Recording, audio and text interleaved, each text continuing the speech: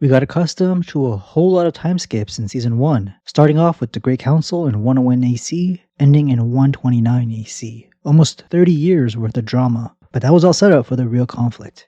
A civil war that'll kick off in Season 2 called the Dance of the Dragons. 3 decades worth of lore in 10 episodes means a lot of cut content. Most notably, there are 2 missing Targaryens in Season 1. Prince Daeron, the last-born son King Viserys had with Queen Alicent, and Prince Maelor, the youngest son of Aegon and Helaena.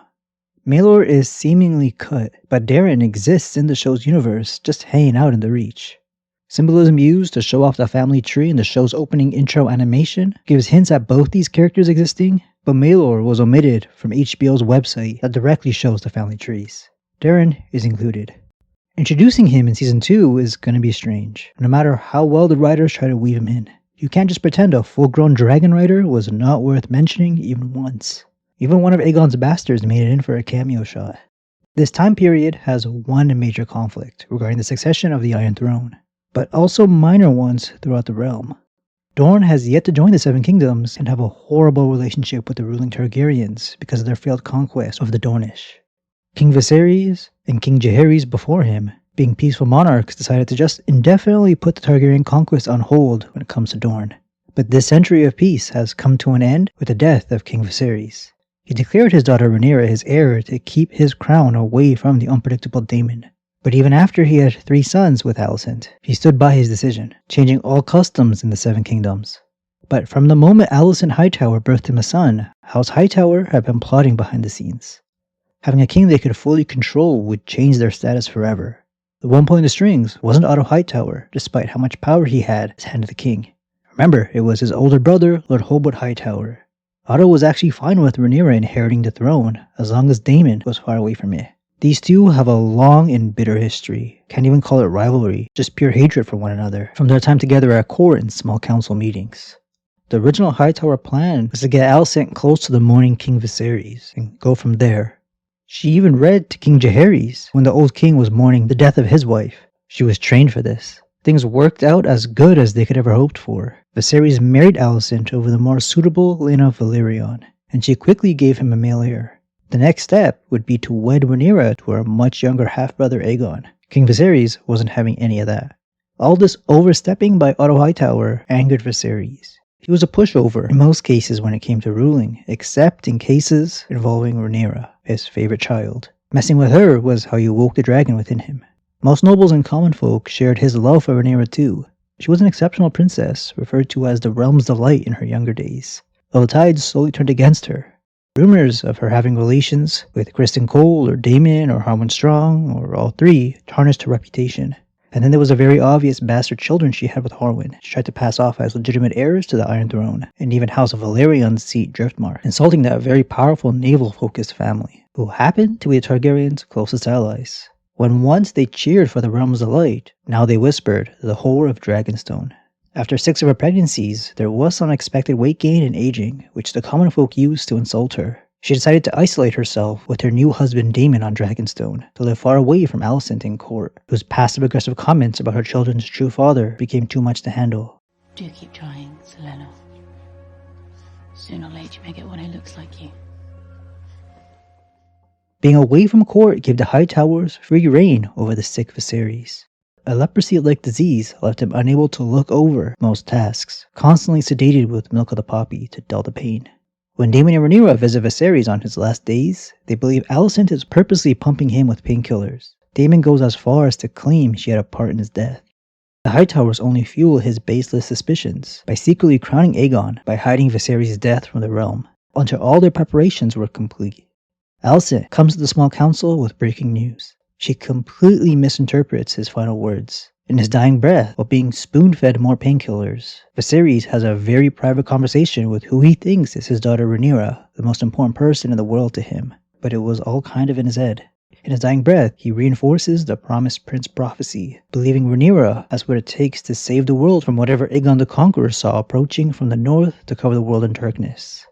Alicent is confused and only pays attention to a few words. Aegon, and it is you to unite the realm, completely ignoring everything in between. When Alicent brings this to that secret Green Council meeting, most in the room are unfazed. The Greens and their supporters have already been planning to crown Aegon king, usurping Rhaenyra's throne. Lord Beesbury's murder by Criston Cole in that room will have consequences, and Lord Commander Harold Westerling has to return, despite stating he's staying out of it. The Kingsguard are evenly split in the show, 3 on each side. The Cargyle twins have sworn to protect opposing rulers.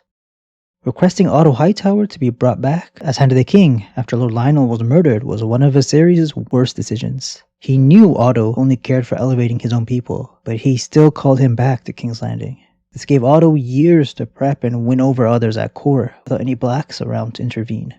The Lannisters had always been the Greens' allies, ever since Rhaenyra turned down Lord Jason's marriage proposal. The Greens, in an upset, won over House Baratheon by offering Prince Aemond's hand in marriage to any of Lord Borros' daughters. His father Bormund Baratheon, when alive, had been very close to the Blacks. Borros is a very different man. Rhaenyra had previously promised her 2 eldest sons to Baela and Rhaena to make sure the Valerians didn't further question her strong boys not being Laenor Valerion's true sons. If only she knew how badly those hands would be needed in the near future.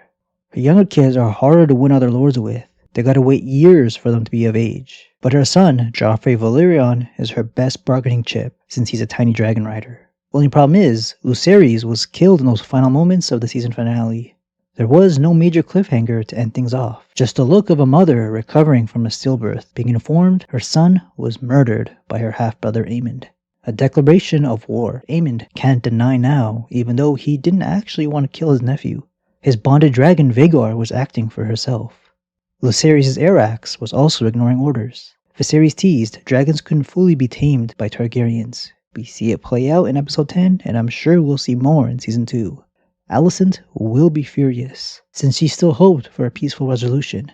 But Aemond is now a kinslayer, a huge taboo that will hurt the Greens' appearance in the eyes of their supporters.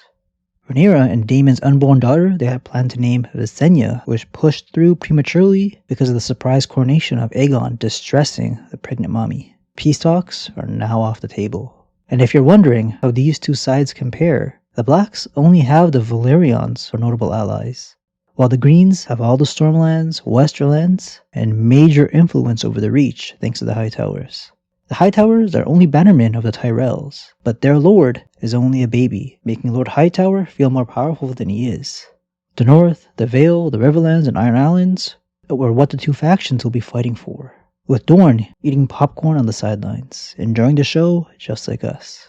As insane as Daemon can come across, he still has a lot of followers in the capital from his time as the commander of the City Watch. He's the reason they're called Goldcoats. He rolls them up from nothing to a respected and feared group with much nicer equipment, almost like his personal army. And King's Landing is a very symbolic place to capture. He can't be the ruler of the Seven Kingdoms without sitting on that Iron Throne. The Blacks have the Greens outnumbered in terms of dragons, thanks to Dragonstone being their home base. 13 are in the Blacks' possession, versus the Greens' 4. When some characters were cut from the show, some dragons followed. That's why this number is lower compared to the lore books. With the Blacks having 9 more dragons, you would think this war is in their favor, but it's still very close, because they're lacking riders for their powerful beasts. The 4 on the green side are Viserys and Alicent's 4 children, Aegon, Helaena, Aemond, and Daeron. Daemon, Rhaenyra, Rhaenys, Jacaerys, Joffrey, Baela. These are the dragon riders for the Blacks, with Daemon and Caraxes being the only experienced one to fly into war, with Joffrey too young to be of any use in a battlefield. Again, he's just a bargaining chip. So it's really 5 versus 4, unless Daemon can figure out how to make his songs bend Vermithor to his will. That's what he was trying in the season finale. We're told in the books a dragon rider can't get on to another dragon's back. They got magical senses and will immediately attempt to kill you. Daemon's experimenting in something we've never seen before. He's shown to be a Valyrian scholar in the show, so he may know something we readers don't. The vacant dragons are Vermithor, Silverwing, former bonded partners of the Old King, and his good Queen Alicent. 3 completely wild dragons, never ridden before, so these 3 will be more dangerous to approach compared to Vermithor and Silverwing since they haven't been previously broken in. And finally, Seasmoke, the dragon Laenor Valyrian abandoned to live life abroad, free responsibilities, and the freedom to be with whoever he wants. The camera pans to Daemon's daughter Rhaena, who he's been neglecting when mentioning a new dragon rider for Seasmoke. And we do see someone approach this dragon in that teaser trailer for season 2 that was shot a few months ago. Laenor's storyline does need a resolution. Will he sail back and fight with his Valyrian and Targaryen family, or will we never see him again and just have to speculate about his fate? All we know for sure is someone will be riding sea smoke in this war, and if it's Rhaenyra or someone new, that means Laenor is dead. That's the only known way to break the magical bond between Targaryen and dragon. The last thing to remember before Season 2 is sexism is the core theme of this story. If the Greens can hide Aegon's true terrible nature, the common folk will never accept Rhaenyra as she is now. That's what the opening scene of the Great Council was all about. The people loved the young, thin, innocent princess. But even then, most wouldn't follow orders from the Realm's Delight. We're a month away now, guys. When we get to that episode 8, don't expect anything more after. That's all we're getting this time around, folks. Thanks for watching this one, and I'll see y'all later.